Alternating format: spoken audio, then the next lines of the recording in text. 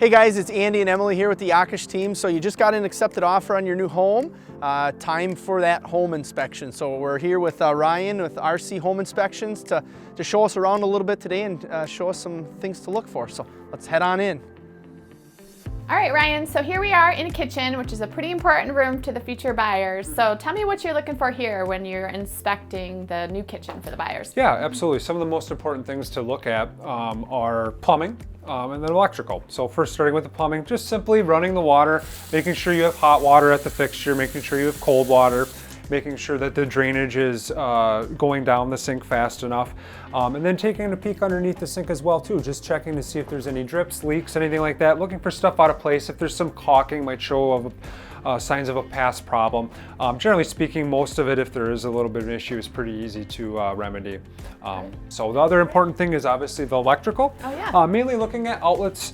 For instance, what we're looking for in a kitchen over a countertop is we're looking for GFCI protection. And basically what that is if you've ever seen an outlet with a test and a reset button, what that is a safety feature around water to prevent from electrocution. Yeah. So if you had a toaster on the counter and you had water in the sink, if they come in contact and you're touching the toaster, you could get electrocuted. So that is a safety feature that will shut off the power and keep you safe.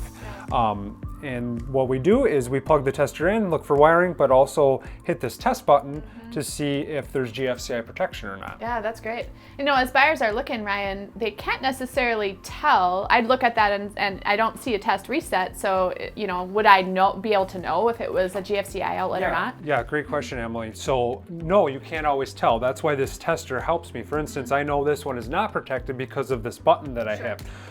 But a common scenario would be in bathrooms that have the same circuit. What I mean by circuit is all the electrical wiring goes from one bathroom to the next bathroom. If there's one GFCI in one of the bathrooms, it may protect the other bathrooms. So you might not see it in the bathroom, but it still is protected. That's really good to know for buyers. Thanks, Ryan.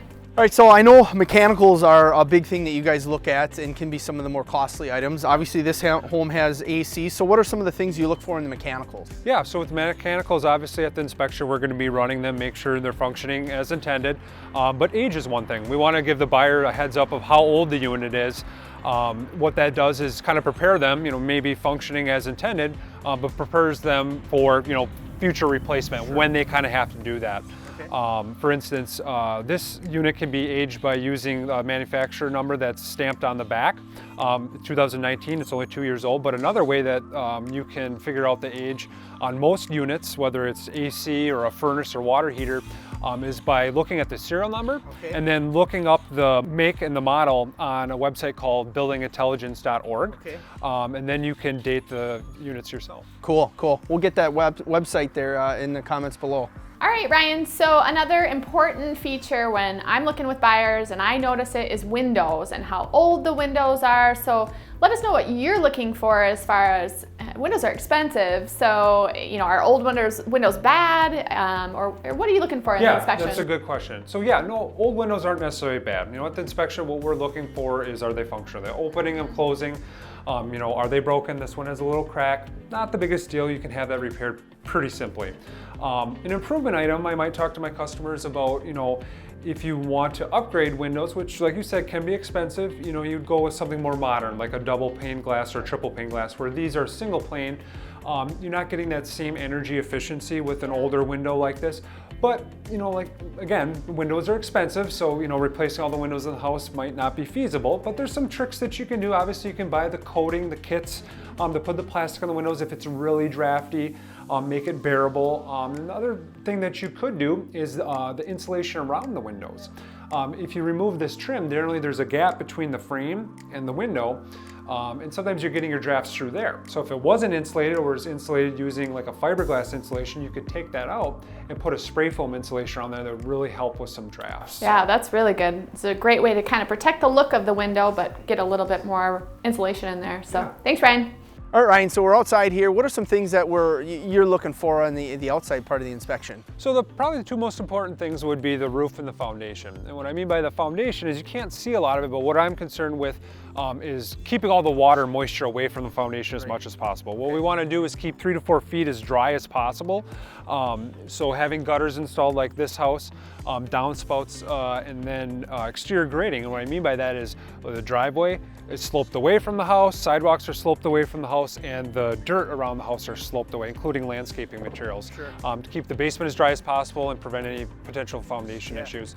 And then as far as the roof goes, just some things you can look at with the buyer while you're at the inspection, because obviously you're not up on the roof like I would be at the inspection, would be looking for curling shingles. The edges, if they're starting to curl out, might show that the roof is getting up there in age, may need some repairs or some replacement. All right, awesome, good stuff. Here we are on the 2nd floor, and I see attic access there. And depending on the attic, I may or may not go in that with my buyer. So it may be the first time they've gone in it and seen it. So tell us what you're looking for when you get into the attic. Yeah, so we're going to inspect the attic at all inspections as long as we're physically able to get to the access hatch.